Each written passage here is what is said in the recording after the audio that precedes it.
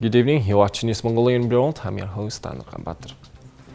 And for our top stories, Cabinet Secretariat comments on child money program. The Protecting Girls from Violence and Exploitation in Mongolia project is implemented by Save The Children Mongolia. In 2022, a total of 114 cardiac surgeries were performed in Mongolia, and all but one of them were successful. And for the news, stay tuned.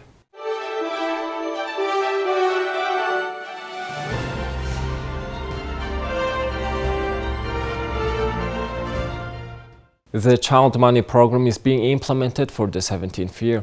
This year, the government decided to provide child money to 91% of children. On Wednesday, the head of the Cabinet Secretariat, held a press briefing to acknowledge the data error on the Mongolia public service system and apologize to all citizens.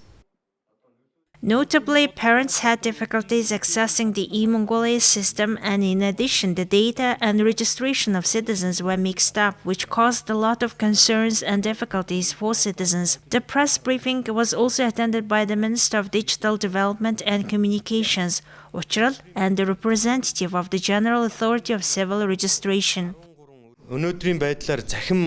The government of Mongolia submitted to Parliament the resolution to issue funds from the child money program to 90% of children. Our government considers child money as one part of social welfare rather than issuing money to all children, and the amendment was made to the social welfare law. In total, 1,039,000 children of the target group will receive this child money.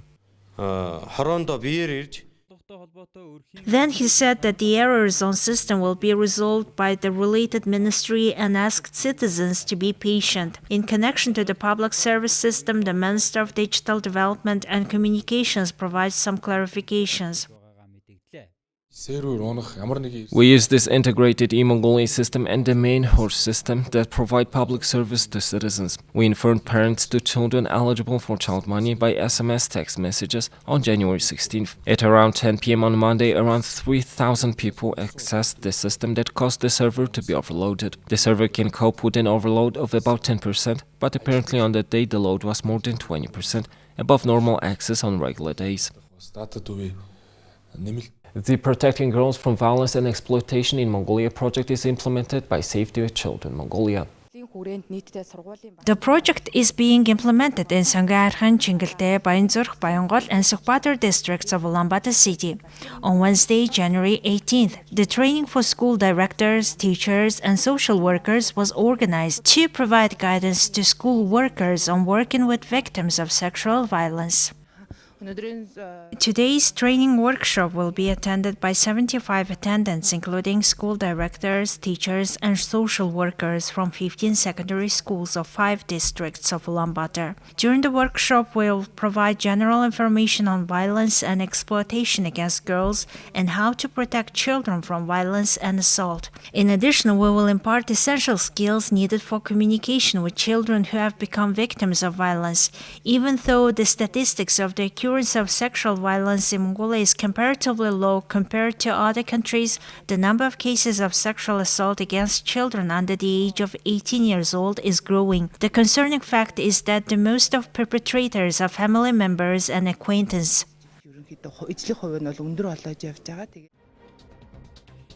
Save the Children shares the United Nations Trust Fund's objectives to eliminate violence against women and girls and develop and improve access to relevant basic safe services, particularly in relation to the effects of COVID-19 conditions. It works to improve the status of girls' rights by combating domestic violence and building the capacity of child protection service providers. The project helps to strengthen interdisciplinary coordination and collaboration on the prevention of gender-based violence by involving educational agencies, supporting child participation, and improving collection of data on gender-based violence. The project will reach out to girls of 12 to 18 years in 5 low socioeconomic districts of Ulaanbaatar so that they are better protected by district health, protection, and education services from increased risks of violence and exploitation due to factors exacerbated by the effects of COVID-19.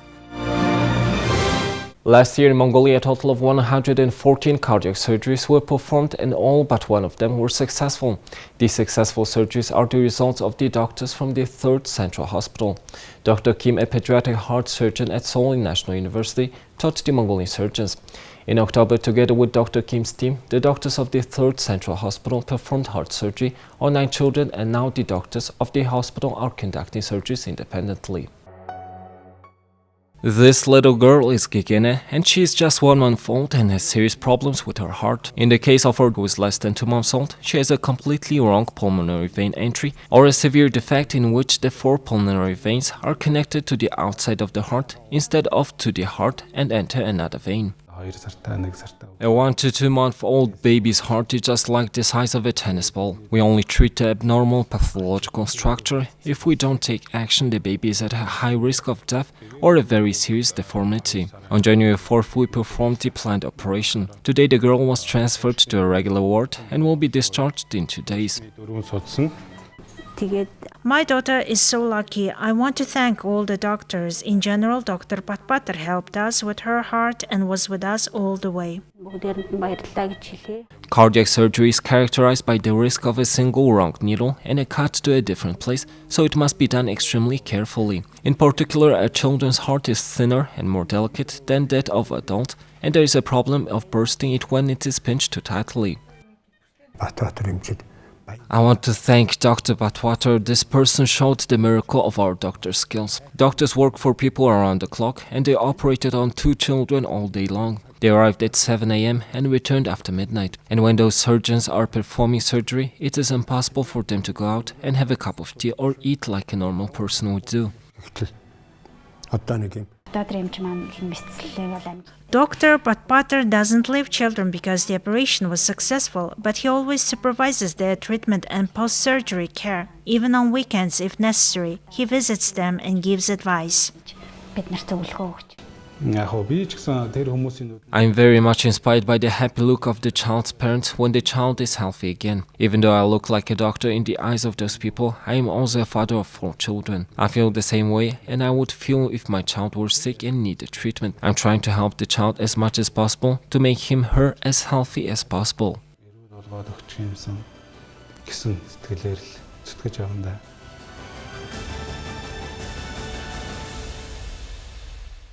Thank you for staying with us. Now let's take a look at the currency exchange rates provided by Mongol Bank.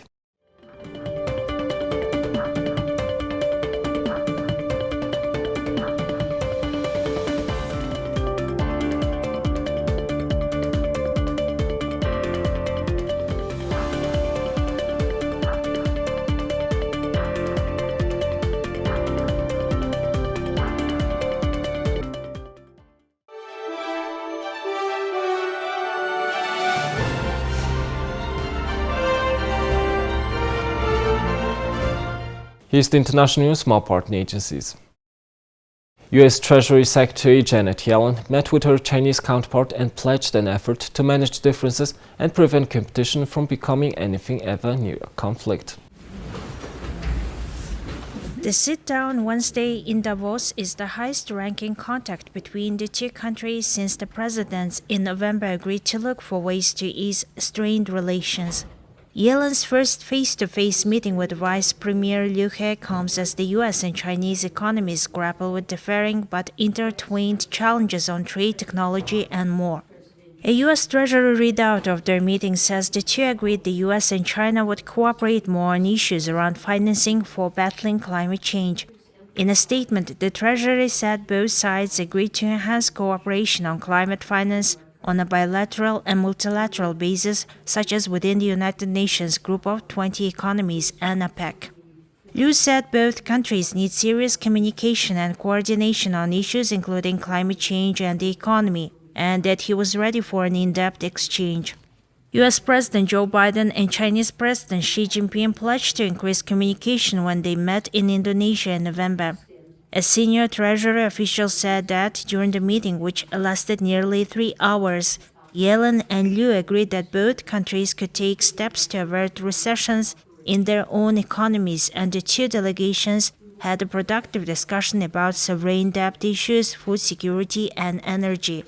On economic prospects, Chinese officials were aware of financial risks posed by the property sector but were optimistic about resuming closer to normal growth, the officials said of the meeting, the first in person since Yellen became secretary. The China side expressed concern over U.S. economic, trade, and technological policies towards China and its hope that the U.S. will pay attention to how such policies were affecting both countries, China's Minister of Commerce said in a statement. Washington in October imposed export controls on China to slow Beijing's technological and military advances, including measures to curb China's access to U.S. chip-making tools and cut it off from certain chips made anywhere in the world with American equipment. Yellen and other top U.S. officials say the U.S. economy should be able to skip a recession in 2023, but acknowledge slower growth is likely. China's economic growth looks set to rebound from mid-2023 following relaxed COVID-19 curbs after slumping to one of its worst levels in nearly half a century. The IMF has warned against decoupling the global economy into two competing blocks, saying it could reduce global economic output by up to 7% and even more in vulnerable countries. Yellen's meeting with Liu came before a three-country visit to Africa where she will push to expand U.S. trade and business ties with the continent, which China has long dominated. A helicopter carrying Ukraine's interior minister and other government officials crashed Wednesday in a presidential area near the capital of Kiev, killing him and about a dozen other people, including a child on the ground, authorities said. Interior Minister Denis Monastyrsky, who oversaw the country's police and emergency services, is the most senior official killed since Russia invaded nearly 11 months ago. His death, along with two others from his ministry, was the second calamity in 4 days to befall Ukraine after a Russian missile struck an apartment building in the southeastern city of Dnipro, killing dozens of civilians. There was no immediate word on whether the helicopter crash, which came on a foggy morning near a kindergarten in Kiev's eastern suburb of Brovary, was an accident or related to the war, but Ukrainian authorities immediately opened an investigation. No fighting has been reported recently in the capital region. Ukraine's State Emergency Service said at least 14 people were killed in the crash, including 9 aboard the helicopter and 1 child on the ground. It said 25 people have been injured, including 11 children. Early official reports gave a different number of casualties, including a higher death toll. Kyiv Regional Governor Alexei Kuleba told Ukrainian television that emergency services were still identifying remains recovered and that the death toll could rise. The Ukrainian National Police said the crash killed 5 Interior Ministry officials, 1 National Police official, and 3 crew members on the helicopter. Ukrainian President Vladimir Zelensky described the crash as a terrible tragedy on a black morning. Monastyrsky was in charge of police and emergency services that dealt with the consequences of Russian strikes and demining, political analyst Vladimir Fisenko told the Associated Press. Prime Minister Denis Smykhal said the Ihor Klimenko, the national police chief, has been appointed acting interior minister. Monastyrsky's deputy Evgeny Yenin and state secretary of the Ministry of Internal Affairs Yuri Lyubkovich were among those killed, according to national police. Senior officials routinely traveled by helicopter during the conflict, and the tragedy may prompt Kyiv to institute a rule that exists in many European countries, stating that the top officials shouldn't fly on the same aircraft, Fisenko said. The officials on the helicopter were due to visit Ukraine's northeastern Kharkiv region, local police chief said. At the crash scene, at least 4 bodies were covered by reflective sheets. Officials cleared charred, mangled wreckage that was lying against an apartment building and in a playground. Some walls were partly demolished and blackened. A spokesperson for Ukraine's Air Force, Yuri Ignat, told the television channel that an investigation was underway. The helicopter was a French manufacturer, Super Puma, he added. A French defense official said the helicopter was sold to Ukraine in 2019 and was not part of equipment that France has provided since the start of the war. He spoke on condition of anonymity because he was not authorized to be identified, according to ministry policy. The Security Service of Ukraine is conducting an investigation, Prosecutor General Andrei Kostin said. The crash came at a particularly dark period in the war for Ukraine, just days after the Russian strike on the apartment building in southeastern Ukraine killed 45 people, including 6 children, the deadliest attack on civilians since the spring.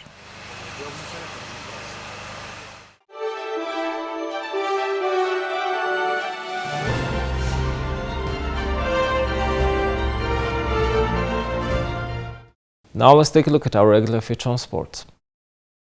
Lewis Hamilton has reportedly been offered a $77 million a season contract by Mercedes. The 7-time Formula One champion's current deal, around $50 million a year, expires at the end of the upcoming season. But according to reports in France, the British F1 star has been offered to extend his stay with Mercedes without a $27 million bonus for winning the title, but with a big increase in his base salary. It comes after Hamilton endured his worst ever Formula One season after failing to win a race across the whole season. Instead of only getting the $27 million bonus if he was to win an 8th championship, it appears that Hamilton would have this amount directly added to his base wage. The reports claim that the contract also included a 10-year ambassador role at the Mercedes for when at 32-year-old eventually retires, which is worth approximately $28 million a year. Mercedes are sponsored by Sir Jim Ratcliffe's Ineos, who are reportedly set to pay 90% of the contract. Iceland international Sarah Björkunarsdottir has described the decision to return more than £72,000 in backdated pay during her maternity leave as a wake-up call for clubs. The 32-year-old midfielder took former employee Leon to a FIFA tribunal in a bid to recoup underpayment of her salary during the time she was away when her son Ragnar was born. A ruling made public on Tuesday revealed that the French club has been ordered to pay her €82,094.82, around £72,139 plus 5% interest a year from September 10 last year until the debt has been cleared.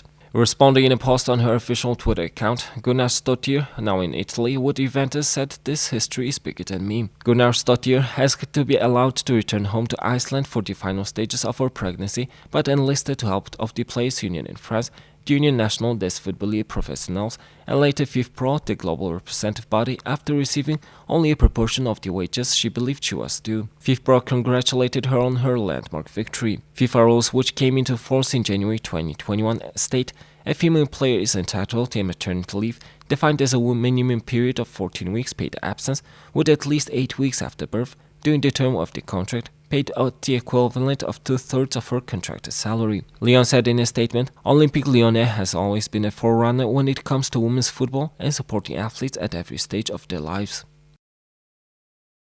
Here's the weather forecast of all major cities.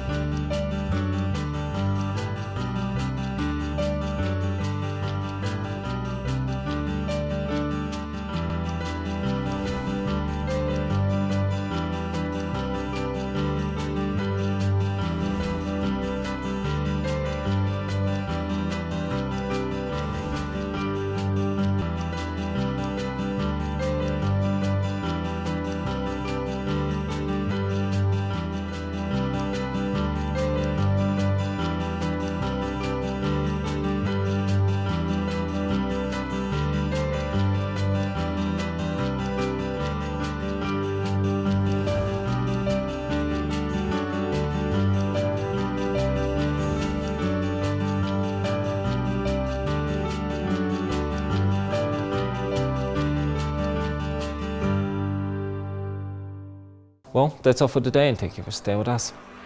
We'll see you tomorrow with news and updates. Have a nice evening. Goodbye.